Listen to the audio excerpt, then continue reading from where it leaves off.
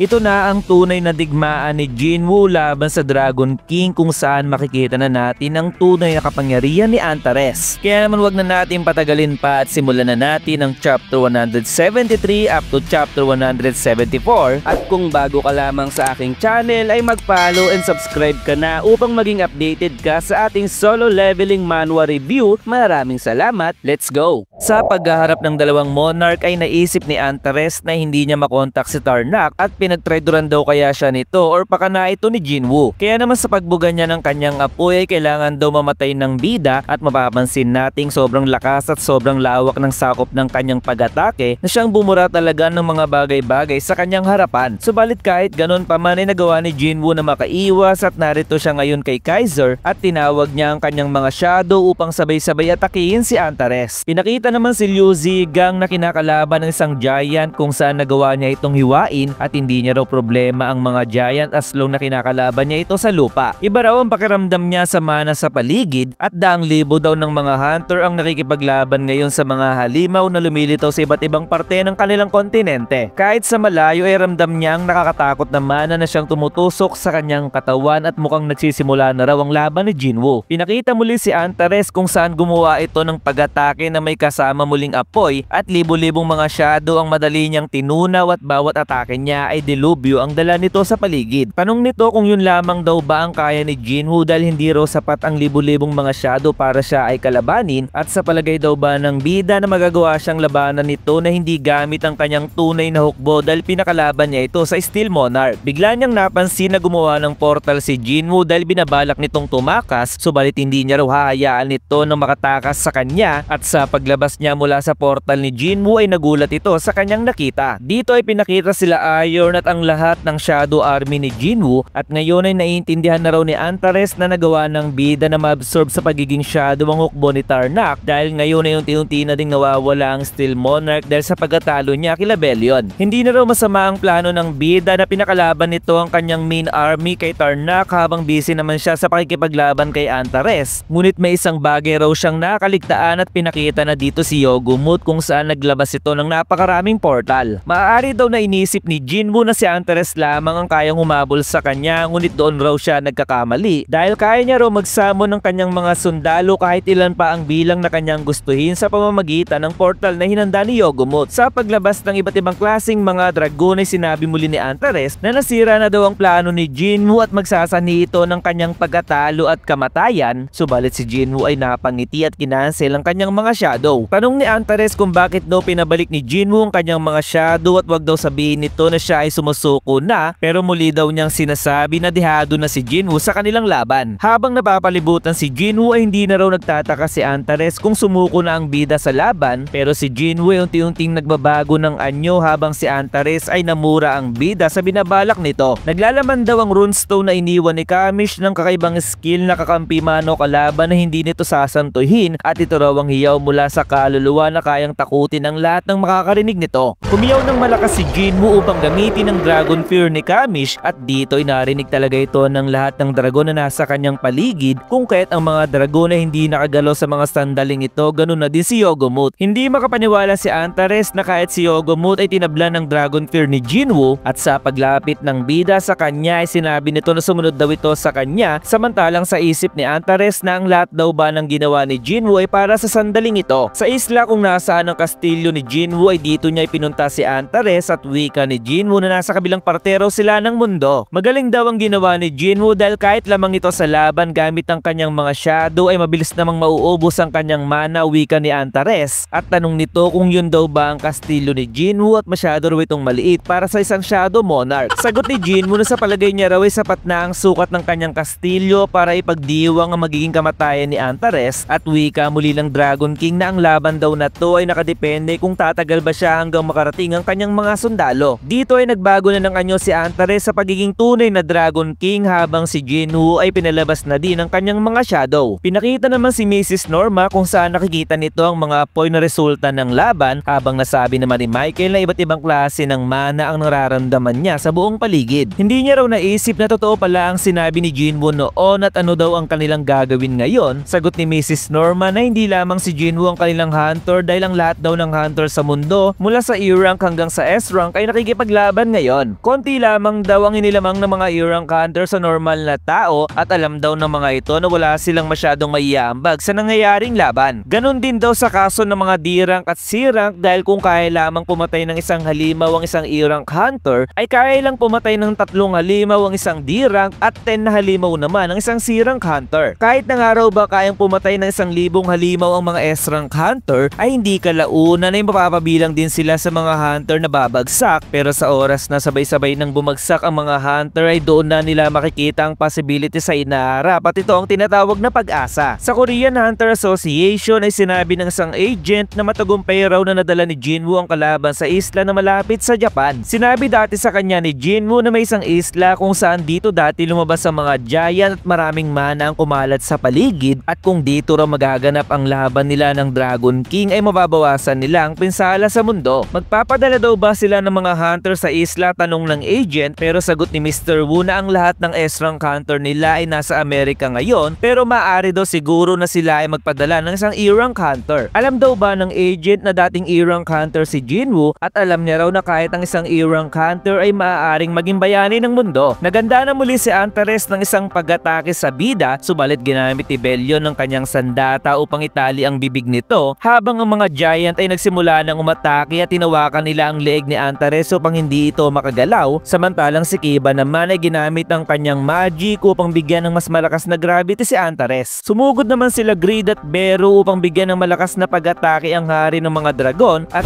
dito ay sapul ang pagmumukha ni Antares, samantalang si Igris naman ay naganda ng isang pag-atake para bigyan ng malakas na kidlat ang kalaban. Habang nasa himpapawid na isip ni Jinwoo na maganda ang pinapakita ng kanilang grupo at wika naman ni Antares na nakakapanabik naman daw ang nangyayari dahil masaya daw sa akin ng malaking bilang ng kanyang kalaban, pero ang pabagsakin nito sa ibang paraan ay masasabi niyang masarap din sa pakiramdam. Saksihan daw nila Jinwoo ang tunay niyang kapangyarihan at ginamit na din niya ang kanyang Dragon Fear upang hindi pagalawin ng mga shadow ng ating bida. Hindi raw magagawang makontrol ni Jinwoo ang kanyang mga shadow dahil sa Dragon Fear kung kahit kinancel niya ang mga ito, habang si Antares ay muli na namang nagpalabas ng apoy sa kanyang bibig at isang malakas na naman ang pagbuga ng apoy ang kanyang ginawa para kay Jinwoo. Kinancel summon din ni Jinwoo si Kaiser at ang apoy na pinakawalan ni Antares ay binura ang bawat daanan nito na tila ba nagiging magma ang mga lupa sa sobrang init. Ito raw ang tunay niyang kapangyarihan, wika ni Antares, dahil ang dugo, hiyaw, pagkawasak at galit ang siyang dahilan kung bakit siya nabuhay, kung kaya't siya raw si Antares ang hari ng mga Berserk Dragon ng Monarch of Destruction. Sa isip ni Jinwoo na ang isla kung nasaan sila ay kinapitan na ng mana noong namatay ang hari ng mga giant, pero nasisira pa rin ito at kahit ang kanyang mga immortal shadow ay tiyak na hindi makakaligtas sa oras na tamaan ng apoy ni Antares. Unti-unti nang bumabalik sa dating anyo si Antares at hindi raw kailangang kabahan ni Jinwoo dahil noong hinawakan daw siya nito kanina ay kayang-kaya niyang makawala, pero hinayaan niya daw si Jinwoo upang makita ang binabalak nito sa kanya. Bilang parehas naman silang monarch ay nais daw ni Antares na sila ay mag-usap dahil kung namana daw ni Jinwoo ang memories ni Ashburn ay alam na nito ang tunay nilang kalaban ay ang mga rulers. Ang nag-iisang misyon daw ng rulers army ay wasakin ng monarch at ang mga nabuhay mula sa kadiliman at hindi raw exempted dito ang bida. Kakalabanin daw ni Antares ang rulers army pagkatapos niyang patayin si Jinwoo, pero nagbago daw ang kanyang isip noong nakita niya ito kung paano lumaban dahil nagtataglay daw ito ng abilidad na naiiba kay Ashburn na magdadala sa kanila sa tagumpay. Kung nais daw iligtas ni Jinwoo ang kanyang pamilya at kung nais daw ni Jinwoo na iligtas ang kanyang bansa ay malugod daw silang aalis sa mundong ito. Maging isang monarch daw si Jinwoo sa mundong ito dahil taglay niya ang qualification para sa posisyon at ang tanging kailangan lamang nitong gawin ay abutin ang kanyang kamay para sila ay magtulungan. Kung magsasanib puwersa daw silang dalawa para talunin ng rulers army ay babalik ang kapayapaan at kalayaan sa mundong ito, kung kaya't ano raw ang masasabi ni Jinwoo sa kanyang inaalok na alyansa. Sagot ni Jinwoo na wag daw siyang patawanin ni Antares dahil umaasa daw ba ito na magtitiwala siya sa isang nilalang na may matang gustong-gusto siyang patayin, kaya naman napatawa dito si Antares at sinabing mukhang hindi niya maitago ang bagay na yun at maganda raw si Jinwoo dahil hindi na raw siya maaawa dito. Next video ang part 2 ng laban.